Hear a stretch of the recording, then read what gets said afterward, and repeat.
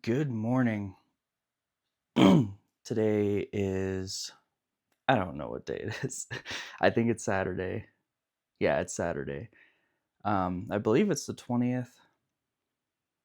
Might be the 21st. I don't know.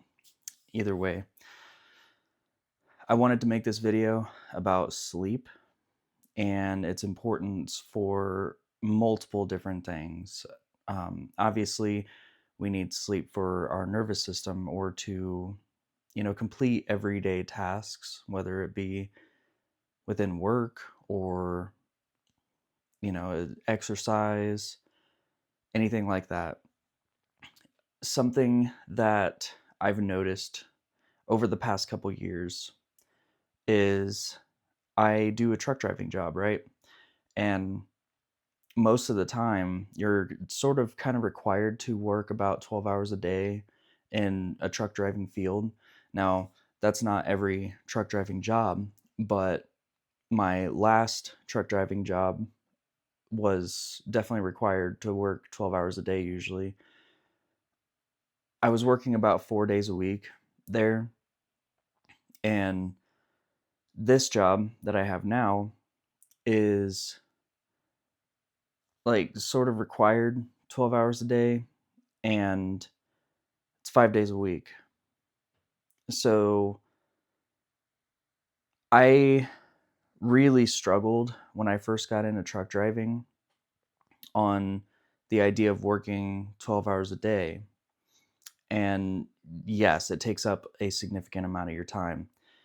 If you have 24 hours in the day and you need 8 hours of sleep and then you're working 12 hours, you do not have very many hours to have in your free time realistically.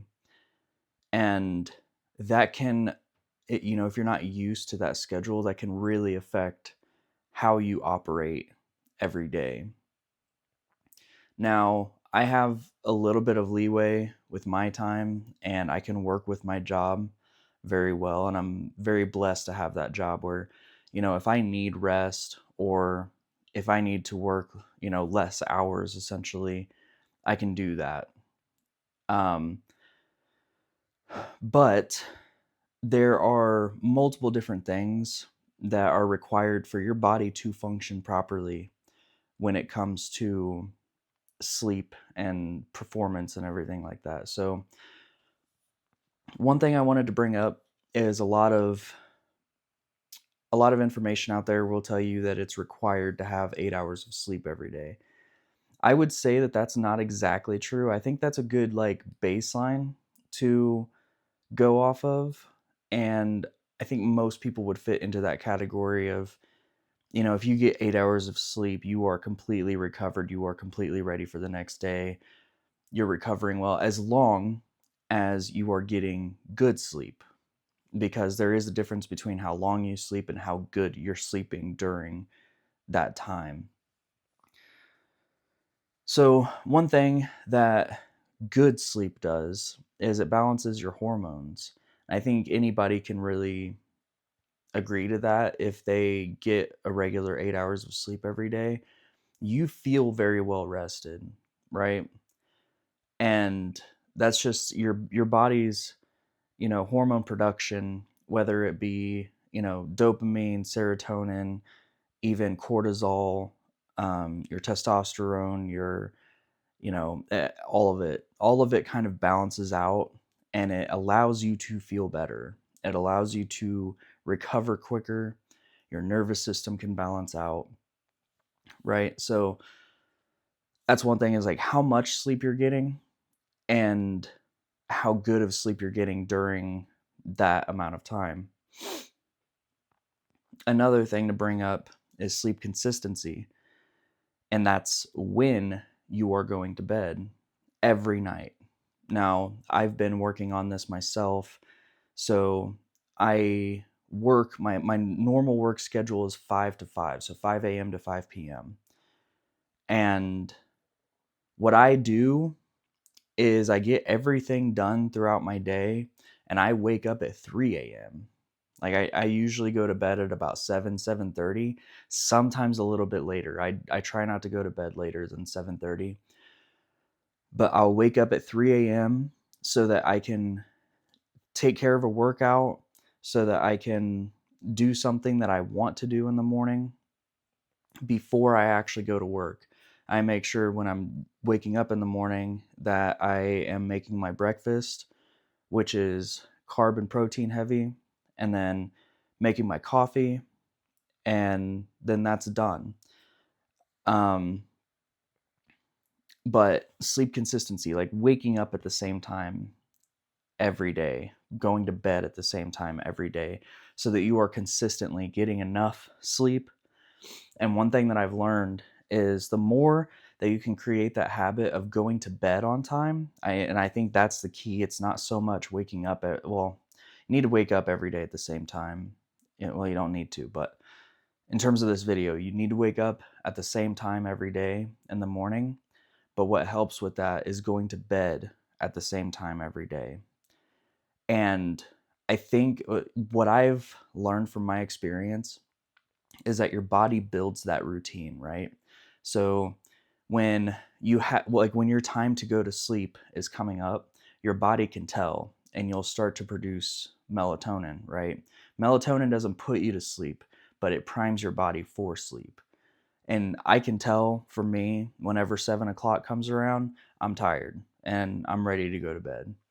And that's a good thing. I've created that consistency so that my body can, I create a routine at night to where I actually naturally fall asleep pretty early. But by the time 3 a.m. rolls around, sometimes I'll wake up before my alarm. And so I've created that internal clock for myself, or the circadian rhythm, if you will. So that consistency will help you tremendously. I also know with daylight savings changeovers, that can really mess with people's circadian rhythm and it throws people off. I don't know why we still use daylight savings, although that's a completely different video for another time. But one thing that I do know is let's just say if we're about to go through the daylight savings changeover, the best thing that you can do for yourself is try to do 15-minute increments weekly leading up to, like, basically throughout the month leading up to that next month when the time change is about to switch over. I know not everybody can do that, but it's something that I've worked with in the past and it does help a little bit. This year is probably going to be another test for that for myself, but anyway, recovery. Let's say you have been working out for 6 days every week. Every week you have a consistent 6-day schedule that you're working out, whether that be resistance training or cardio, whatever it may be. You, one, need your muscles to recover, and you also need your nervous system to recover, especially if you're doing major strength training in your resistance training. And sleep is absolutely needed. It's also needed for hypertrophy, honestly, but that's where your recovery from your workouts happens during sleep, and you need that deep sleep, the quality of sleep and the length of sleep to help with the recovery of not just your muscles but your nervous system as well. And I guess my last two bullet points are both of those things: musculoskeletal recovery and nervous system recovery. Because when you are working out, you are creating the connection between the brain and your muscles. There's, your let's say nerves, uh, nervous system. There we go. Your nervous system connects your brain to your muscles. And so everything is connected within that. So you need the connection from your brain to your muscles to be able to do the contractions and everything. So you do put strain on your nervous system when you are working out and when you're doing cardio and everything. because you're working all of that out, you know. But you need the sleep to be able to repair all of those connections, not just with your muscles, but with your nervous system as well. And if you are not sleeping enough and not getting good quality sleep, then you're not going to recover enough. And then I could also bring in nutrition. You know, you need a good nutrition to be able to take the, you know, protein, the carbs, the fats and everything, and be able to feed your body during that rest period. But that's also another video for later on. But I think that many people neglect this part of fitness, or honestly everyday life. It doesn't have to be just fitness. It can be work, it can be stress management. You know, a lot of people, I feel like a lot of people might have this difficulty with being able to get to sleep, right? There's so much stress that's going on in the world or in your daily life where it keeps you from going to sleep. And I think learning, you know, I actually probably will make videos on this, because I've learned, even when I was a child, I didn't realize I was doing it as a child, but I've learned different techniques to be able to allow my body and my mind specifically to rest so that I can get to sleep. And I use those techniques even today, and I've realized that I was actually using some sort of technique. It's almost like a meditation, if you will, to be able to enter that sleep state. Um, but yeah, I think sleep is really important, and I think that we might have like this chronic sleep deprivation. And I don't think it's specifically just from going to sleep. I think it's, you know, people want a social life, people want to be able to drink a little bit at night, you know, maybe a couple glasses of wine, or, you know, people want to go to parties or something. And, you know, if you're not deep into the weeds on, you know, like working out or trying to recover from an injury or any of those things, then sure, whatever, you can go ahead and do what you want in life. But with people that are trying to really, especially when you get into, I wouldn't say older age, but you know, I'm 31 currently, and you know, I'm starting to feel certain effects with my body and realizing that I'm taking longer to recover. It's harder for me right now to lose fat. And so I really need to like focus on this stuff. And there's things that I'm doing better with and things that I could be doing better with. But overall, I think people are sort of chronically sleep deprived, but that's based off of everybody's actions. This economy, I guess that you could say, this world that we live in currently kind of favors people that want to push and push to achieve things every day.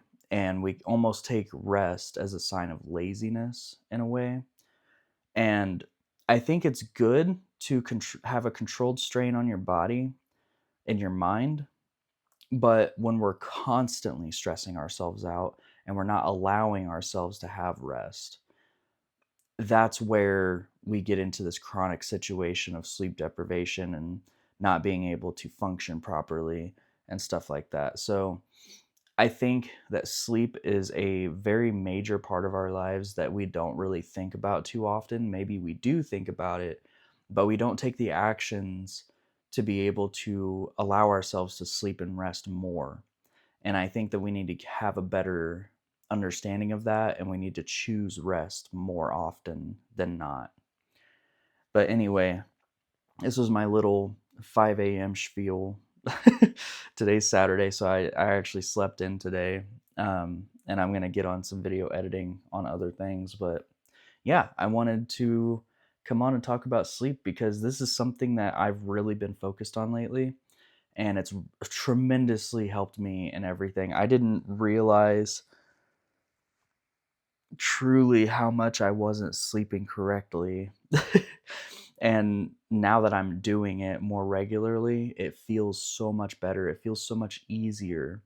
to be able to accomplish a lot of goals, especially with like muscle building or strength building. It's been a game changer. I've even in my past when I was younger in high school, I was not getting enough sleep. Some people can function off of less sleep, but I say function. Some people may get away with like 4 hour rest periods, sleeping in the middle of the day for 4 hours and then at night for 4 hours, whatever. That also can work too. Some people may need to do that. I don't know. But all I'm saying is try to focus on getting enough sleep and try to work on getting quality sleep while you are sleeping. And I think that this can help a lot of hormone imbalances and, you know, like even depression.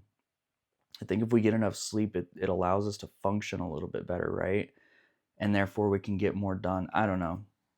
I don't want to go too deep in the weeds on that. But thank you for watching this. I'm going to be uploading a lot more here and within the next couple days. And I hope you guys really appreciate this information. So thank you for watching. Like and subscribe, and I'll see you on the next one.